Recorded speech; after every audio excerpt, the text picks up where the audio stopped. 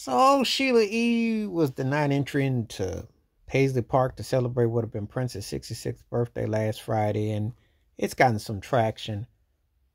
Um, they had an interesting, complicated history. She was like, obviously, she worked with him, and they were involved at one particular time. And then they fell out in the '90s, and they kind of fell out right before he had passed.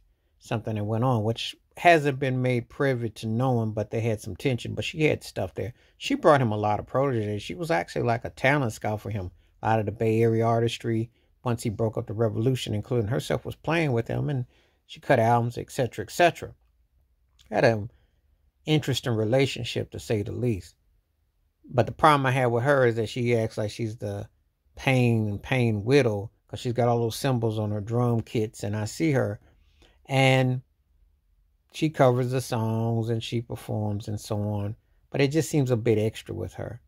I feel like she's kind of entitled. It's turned into a museum, and she just thought she could show up unannounced and get in, and they told her no. They said give us some advance notice, and she wanted to go in there and shoot some filming or something. Now, when big time artists people pass, there's always somebody who acts like they cry longer than everybody else, or they go through their whole histrionics. And sometimes that's kind of how I feel with her. It gets kind of nauseating, because it's like, maybe if you had I don't know how you would have showed some compassion or some caring when the man was alive, maybe things may have been looked at a little bit differently. I don't know. But it's been the attitude that I've noticed with her. She's been a bit annoying with it. It's been over the top. I saw the Grammy shows. I seen some of the tribute.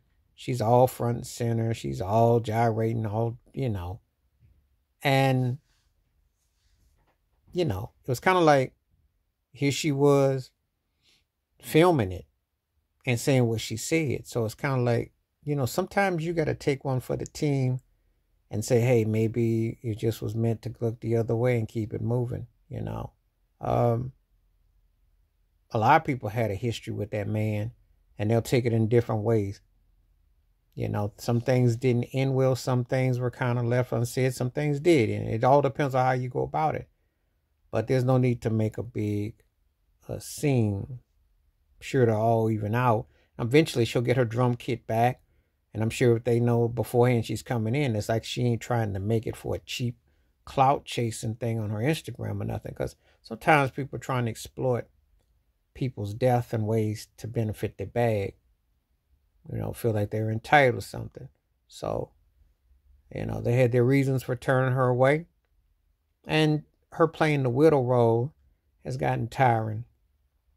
You don't even hear Maite or Manuel, who were his two former ex-wives, going about, sometimes people just got to kind of let that thing kind of go on, or keep it low.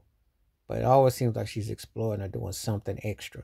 So, anyway, that's my thoughts and takes about the Shelia E being denied entrance to Paisley Park on Prince's, would have been his 66th birthday. And just seems like a bit much. Like she's doing a little bit much. But you tell me what you think. And she's still touring. She looks good and she's still performing. But, that looks like a bit much to me. But anyway, tell me what you think. Please like, subscribe, work on thoughts, comments.